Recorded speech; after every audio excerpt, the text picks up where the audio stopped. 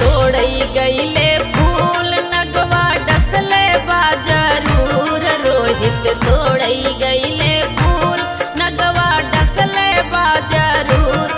रोहित गिरल बाटे फूल के कियरिया में काशी बीच सहरिया में ना। नगवा डसले बाटे रोहित के फुलवरिया में काशी बीच सहरिया